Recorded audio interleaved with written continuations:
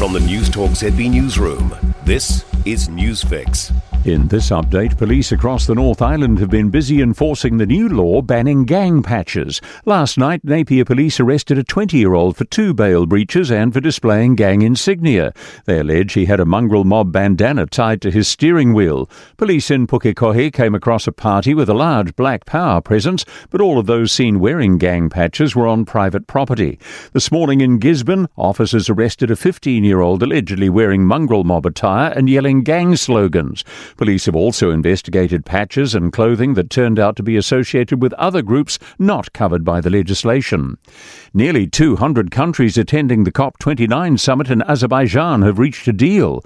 Wealthier countries will pay more than 500 billion New Zealand dollars a year by 2035 to developing countries to help them deal with climate change. The deal hung in the balance earlier today as the alliance of small island states walked out of the talks.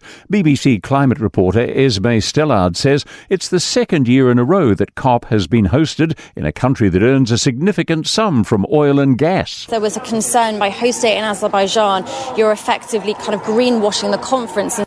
A beloved cockatoo allegedly stolen from a wildlife reserve is back home.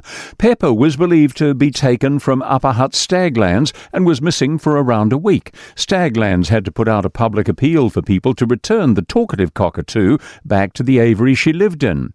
The wildlife reserves now confirmed Pepper was handed into a local police station by someone who'd recently bought her after seeing the story about the alleged theft on the news. In a social media post, Staglands says it's amazing news and their sweet girl is back where she belongs. Roads in central Auckland are reopening after thousands of people poured into town for the 91st Farmers Santa Parade.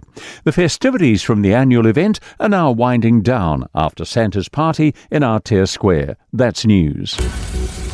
In sport, a brief reflection from All Blacks coach Scott Robertson on his first year in charge of the team. New Zealand's 29-11 win over Italy in Turin this morning helped the men in black finish with a record of 10 wins and 4 losses.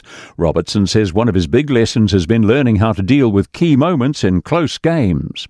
Auckland FC's embracing the underdog tag as they head into their first A-League football game in Australia against Macarthur this afternoon.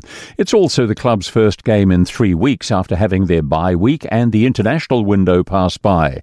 Vice-captain Jake Brimmer's confident his team can continue their hot run of form following a 3-game winning streak to begin their tenure. Obviously, being a new team, I think we're going to majority of games this year as the underdog, but as you can tell already, we're up for the fight and we'll just continue doing our thing and hopefully keep moving up that ladder. Kickoff's an hour away at 6. That's sport. I'm Joe Gilfillan.